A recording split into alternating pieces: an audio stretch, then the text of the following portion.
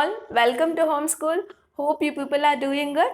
And today I have come up with the top important questions on a chapter called Control and Coordination. And I got to know that many of the children feel difficult with this particular chapter. But no worries, after watching this video, you will get 100% confidence on those concepts which can appear in the examination, right? So I have collected the important concepts of this chapter on which repeatedly questions being asked. So all these questions that I am doing today are from previous year board examination questions, okay, and they were asked repeatedly. One or the other way, these were the concepts asked repeatedly. Clear? So concentrate on these questions. So let us quickly go to the first question. So which is there right on the board. What are the main components of the reflex actions? See, the very first concept in a chapter we studied was reflex actions, right? Very, very important concept.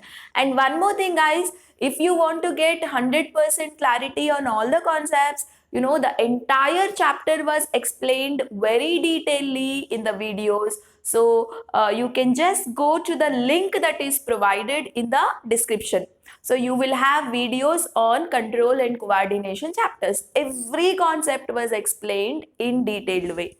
So before watching this particular video, if you would have watched the playlist of this chapter, it is much more beneficial for you, right?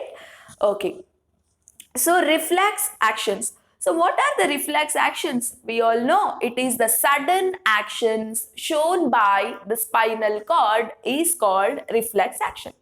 See, normally any stimuli, when receptors send any message, it will reach to the brain will process, brain will send the message, then every other organ will work, right? But there are certain actions which can be processed by the spinal cord, okay? So the actions, the very quick actions or sudden actions by spinal cord is called as reflex actions. So they are asking you the main components of the reflex actions. So what are the major parts of reflex actions or components of reflex action? First one is receptors. First component is receptors. So what will a receptor do here? Receptor, it collects the information. Okay, it collects the information from external environment. Yes or no? From external environment. So what do you mean by this? Say for example, if somebody pinches you or imagine you are touching a hot water, suddenly you will lift your hand. You know, this is what we call reflex action. So the moment you touch the hot water, the receptors in your hand, they will collect that information. They would send the signals to your spinal cords. Okay. So receptors are present on skin and receptors are present in all sense organs. So through the receptors, the information is passed to the spinal cord. Clear? So the first thing that receives information from external environment is receptors. I can say instead of collect, I can use the word receives. Receives the information from external environment. Okay. And the second component of reflex arc is sensory neuron. Yes or no? So what will the sensory neuron do? It takes the information. It takes the information from receptors to central nervous system. Yes or no? So which are the two major components of central nervous system? Brain and spinal cord. So here our sensory neurons are passing the information from receptors to which part of a central nervous system? That is spinal cord. Spinal cord, isn't it? So this is the work of sensory neuron. And then the third component of reflex action is central nervous system. That is our spinal cord. You can also write here Spinal cord. So what will a spinal cord do? It will process the information. Yes or no? It will process the information and sends the response to the motor neuron. So main thing it will do is it will think what kind of action I have to send. It will try to process the received information, right? Okay. And the fourth component that we see here is motor neuron. So what will a motor neuron do? See, motor neuron receives the information from central nervous system. Okay, so it receives the information from central nervous system and sends the same information to effector organ. Okay, and coming to the last component of reflex action, that is effector organ. So what do you mean by effector? Effector is nothing but it can be a muscle, it can be a certain muscle, or it can be a gland. Yes or no? That acts upon stimulus. That acts or responds to stimuli. Okay, I can say it responds to stimuli. Yes or no? So what is the stimuli here? That hot water. The water is hot. That is what the information catched by the receptor. The receptors will send the information to sensory neuron. Through sensory neuron, it will reach to the spinal cord. Spinal cord processes the information and again it sends the information to motor neuron. Motor neuron will send the information to the gland or muscle present in the hand. Automatically, the shape of a muscle changes and you will take out your hand from the hot water, right? So this is how we call them as reflex action. Okay, clear? So these are the 5 major components and their duties of reflex actions, right? Clear with the first question, right? Okay. And now on the same concept, coming to the second question, what is synapse? And in a neuron cell, what is the role of synapse? Okay, so there are 2 questions here. What is synapse? So what do you mean by a synapse? It's a very important word in a chapter, guys. It can be asked as MCQ, or it can be asked as 1 mark, or it can be asked for 2 marks, something like this. Okay, so what is that synapse? It is nothing but a gap that is present between 2 neurons, isn't it? Imagine, guys, if this is one neuron, and you all know the components of neuron, right? And it will have, these are, we call them as dendrites, axon, nerve endings. And here you will have another nerve cell here, right? This is another nerve cell and it goes on.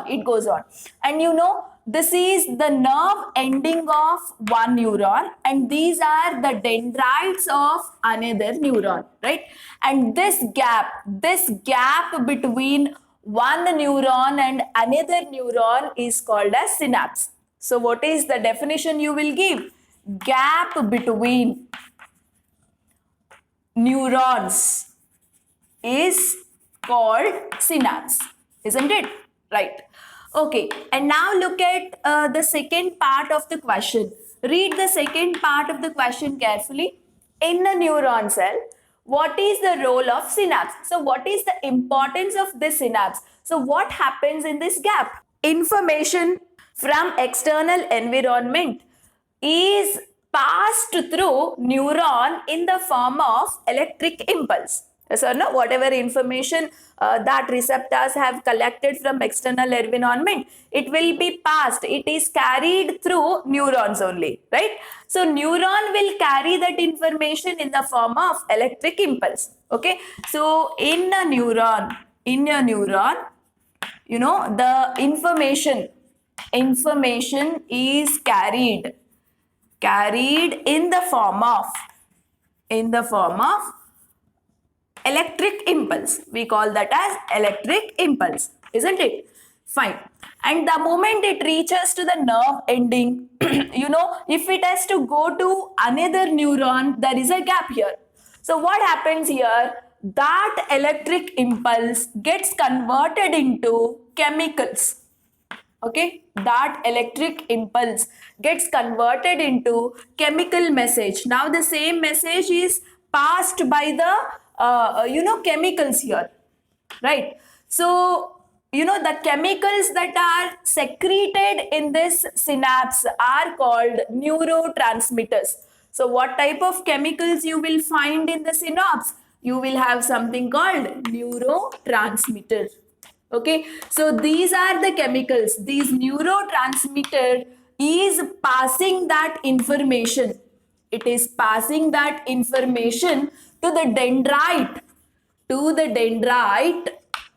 of another neuron.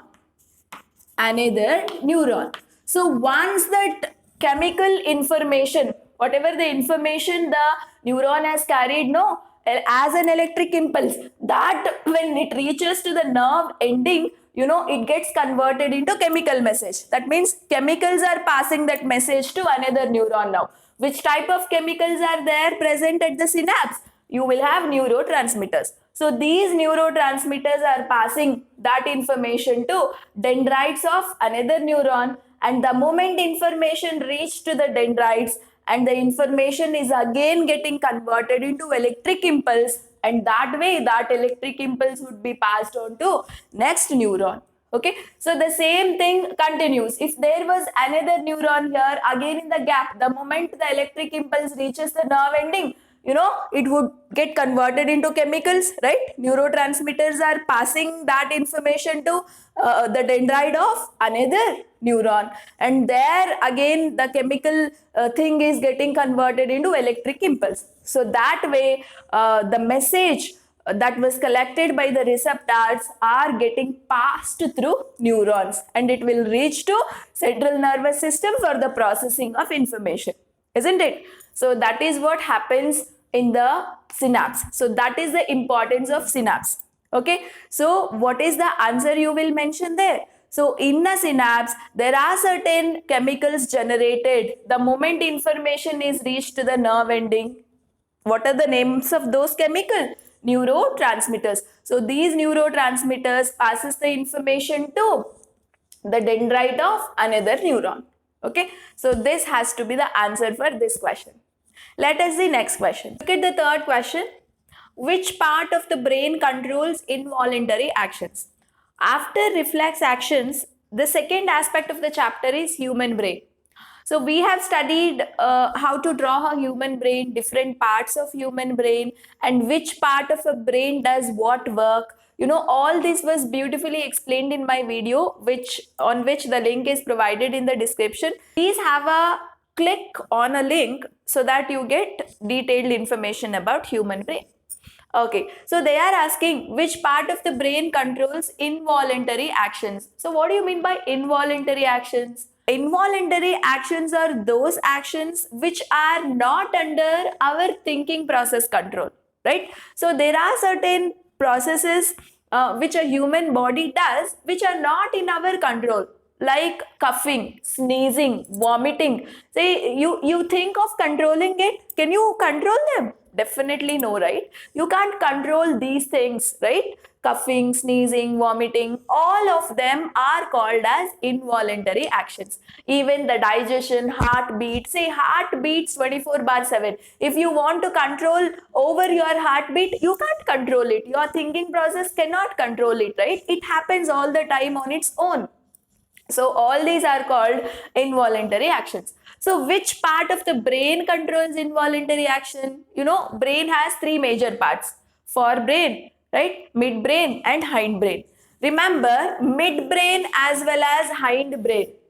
Mid and hindbrain can control involuntary actions.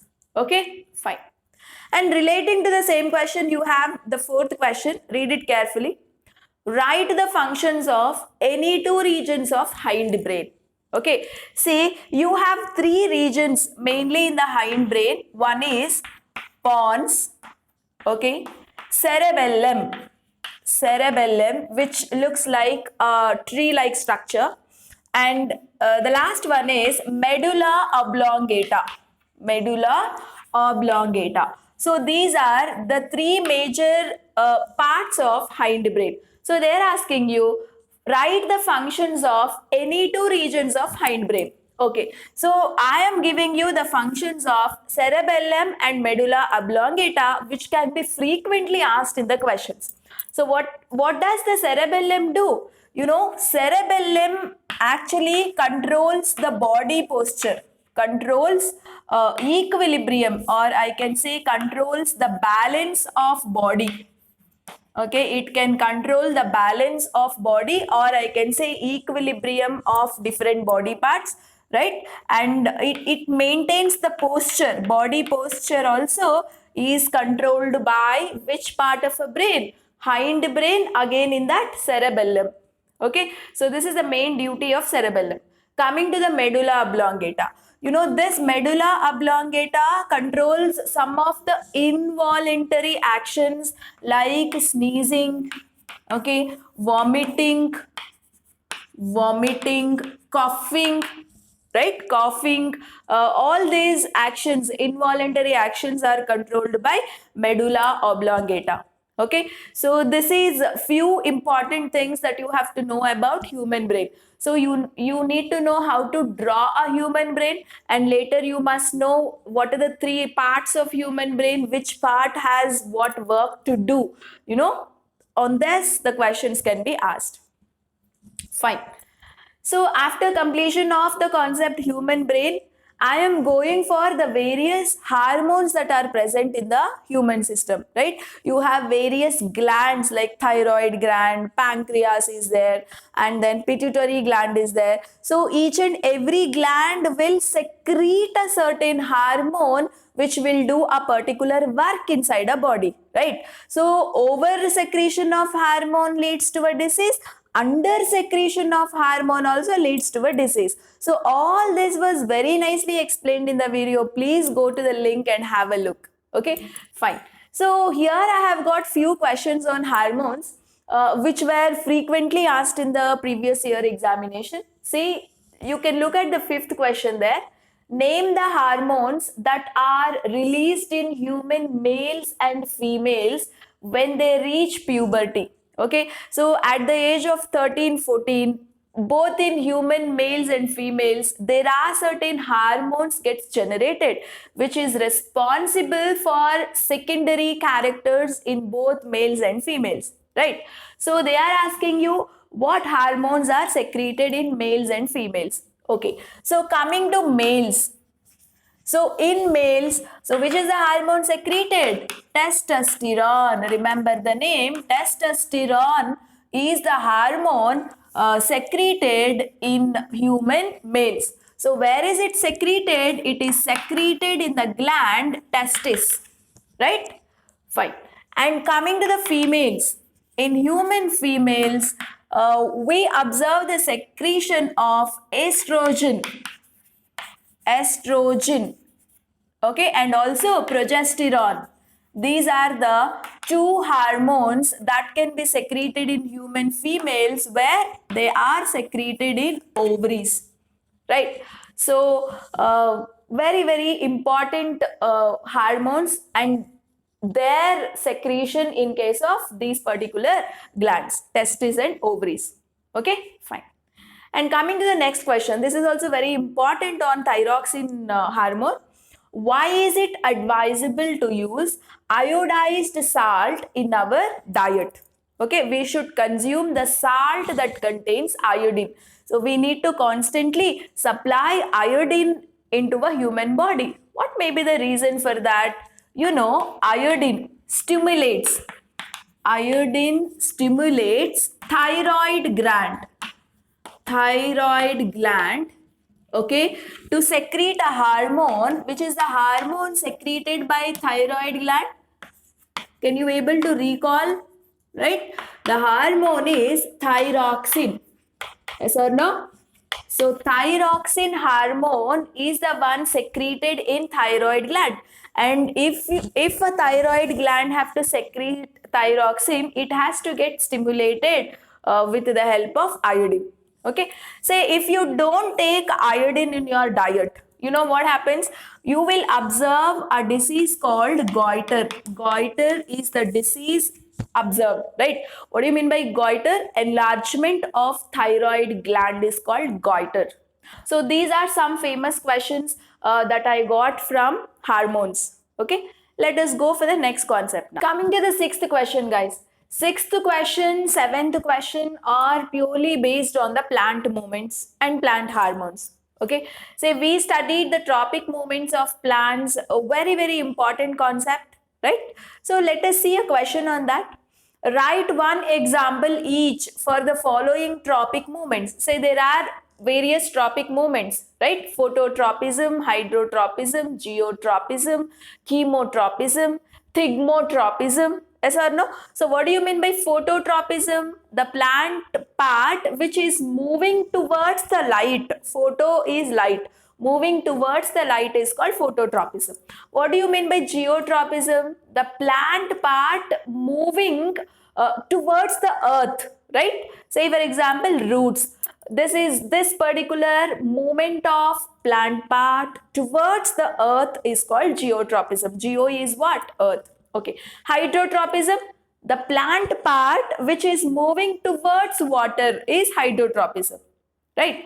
What is chemotropism? The plant part which is moving towards certain chemicals, that is what? Chemotropism. And thigmotropism, right? What do you mean by thigmotropism? The plant part that is moving towards the touch, which is sensitive to the touch. For example, climbers. When you give certain support, the plant part moves around the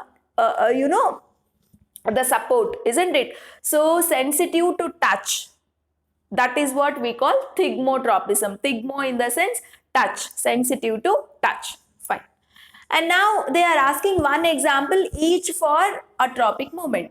So what is the example that you will give for positive phototropism? Positive phototropism in the sense the plant part that is moving towards the light. Positive phototropism in the sense moving towards the light. Negative phototropism in the sense the plant part moving away from the light. Okay, so which plant part moves towards the light? Definitely shoot of a plant, isn't it? Tip of a plant, growing area of a plant automatically moves towards a light, right? So sunlight, all that leaves containing part definitely moves towards the light because sunlight is necessary for the photosynthesis, isn't it? Okay, so shoot is the example for positively phototropism. And which plant part is negative, which shows negative phototropism? Which plant part moves away from the light? Definitely roots. Yes or no? Roots bend towards earth. They won't bend towards the light. They bend away from the light. Isn't it? So roots which bend away from the light can be called as negatively phototropic. Okay. And the third one, which plant part shows negative geotropism? That means the plant part which moves away from the earth. Out of the earth it starts growing. Definitely it is a shoot. Yes, shoot bends away from the earth. So shoot is an example for negative geotropism. Positive geotropism is again roots, the part of the plant that moves towards the earth. Okay, that is more attracted towards the earth. Definitely it is roots. And hydrotropism, for this also roots, isn't it? The plant part which gets attracted towards the water, right? So for that also you can give roots as an example. And now what is an example for chemotropism? Chemotropism example is the pollen grains, or the pollen tube moving towards ovules, ovules in ovary. Okay, yes or no? You have observed this in case of plant sexual reproduction, right? Pollen grains which are coming and staying on the, this is what the female reproductive part of a plant, isn't it? This we will call it as stigma. This is stigma and this is style, right? And this is ovary.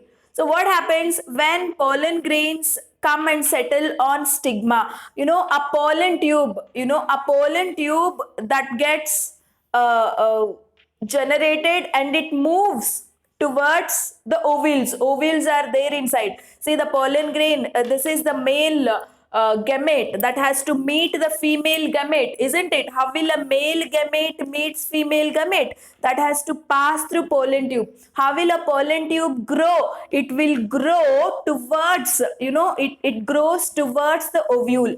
It's because, say, in the ovary, there secretes a chemicals. Okay, so here certain amount of chemicals get secreted that attracts the pollen tube to grow longer and longer towards the ovules, right? Say something is growing in favor to the chemicals, right? Something is growing because of the chemicals, that is attracted to chemicals. That is what we call chemotropism. Okay, so the best example, try to remember guys, it's very, very important. So pollen tube moving or growing towards ovules. Where are the ovules present? They are present inside the ovary. Clear? So this is the best example for chemotropism, right? So here we got to know various plant movements, their meaning and their examples. Very, very important concept. Okay. And based on the same concept, you have the next question here. Why do plant shoots bend towards light? Okay, so can you tell me why the plant shoots bend towards light? Why they are positively phototropic? It is because of the hormone called auxins. Okay, it's because of which hormones? Auxin. So what actually happens is, whenever sunlight falls, say for example, this is a certain stem or shoot of a plant having certain leaves and it has bent towards the sunlight, right? So what actually happens, wherever the sunlight falls on a plant body, there the auxins are rich. Okay, these auxins will move on to the darker areas of the plant. Okay, see where in this part of a plant sunlight is falling, so auxins from this part is moving to the darker area of the plant. Okay, so in this darker area, the auxins will stimulate the cells to grow. Okay, it will stimulate the cells to grow, right? So as the cells grow, the plant part, this part of a plant also grows and that again bends towards the sunlight.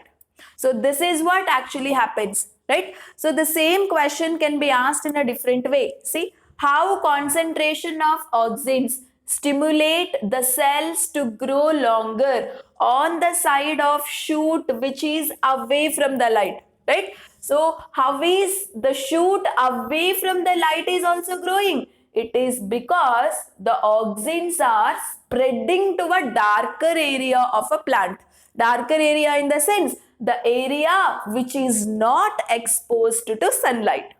Okay, so auxins are going from the area where it is exposed to sunlight to, they are going to the area which is not exposed to sunlight. So the moment auxins goes and concentrated, I mean you have lots of auxins here, so that stimulates the cells in the darker area, that causes the growth in that area and automatically the entire shoot can bend towards sunlight. Okay, so this is the answer for our 7th question. Clear everybody? So the same concept can be asked this way also. So try to give answer properly, right? Let us see for few more questions. See guys, coming to the 8th question, state the functions of gustatory receptors and olfactory receptors.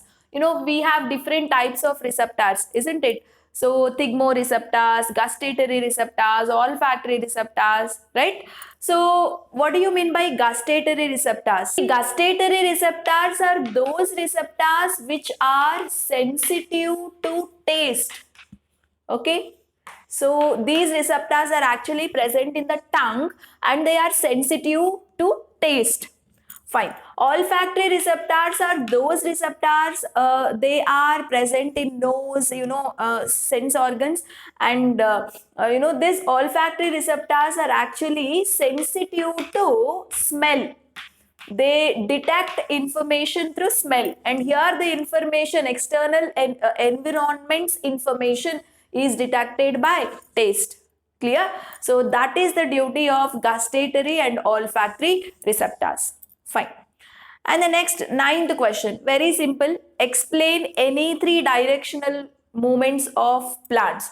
See, we have seen in the previous question that various movements are possible in the plants, I told, and any three movements you can explain clearly here. You can explain what do you mean by phototropism, right? Phototropism is a phenomenon where certain parts of the plant body move towards the sunlight, move towards the light, right? So you can say which plant part is positively phototropic and which plant part is negatively phototropic. All that you have to explain in a stepwise. I am just mentioning, but you have to write all these in a stepwise. And the three, they asked any three, right? You can say geotropism. You can explain about geotropism is a process where plant part is attracted towards the earth. They move towards the earth. Okay, roots are positively geotropic and shoots are negatively geotropic, right? That you can mention. And the third one you can mention is hydrotropism, right? Hydrotropism. So tell here which part is positively hydrotropic and which part is negatively hydrotropic, right? So all that you can mention very clearly. And 10th question, under the 10th question, I have given you two sub questions here. First one, how brain and spinal cord are protected in humans? Okay, protection of brain and spinal cord. Remember guys, the very first point, both are protected by bony structures. I am just writing in shortcuts, okay, but you have to write elaborately. Both are protected by bony structures. Okay, say for example, brain. How is brain protected? Brain is protected by a bony structure called skull. Yes, so it will have outer cranium, that is a bony structure, right? And also it has three layers. Brain is present in three layers, between the layers, and these layers are actually called with the term meninges. Okay, so the three layers that is surrounded by brain is called inside the skull. Okay, outer part of the brain is protected by the skull. So if you go inside the skull, you will have three layers, we call with the name meninges, and between the layers, again to provide a cushionary effect for the brain, we have a liquid called cerebrospinal liquid. Cerebrospinal liquid, isn't it? So this is what you have to explain very neatly. Okay. So what is the first point you will read? Both are protected by bony structure. Brain is protected by the bony structure called skull. Inside the skull you have three layers. We call it as meninges. And between the meninges layers you will have a liquid called cerebrospinal liquid. And this liquid is the one which gives a cushionary action for the brain. Okay, so that is how brain is protected. Fine. And coming to the spinal cord. So how is the spinal cord protected? Spinal cord is also protected by the bony structure called backbone. We call so-called backbone or vertebral bone, right? Say this is how you have to write for this question. Clear? Coming to the last question. Name the master gland present in brain. Which is the master gland? Pituitary gland is called as master gland, isn't it? So here all the glands and which gland secretes what hormone, what is the function of that hormone is a very, very important question. You know, for the state board examination about the glands and hormones, compulsory 3-mark question can be asked. So you have to be very careful with all the glands and their secretions. So their secretions are called as hormones. So which hormone does what work?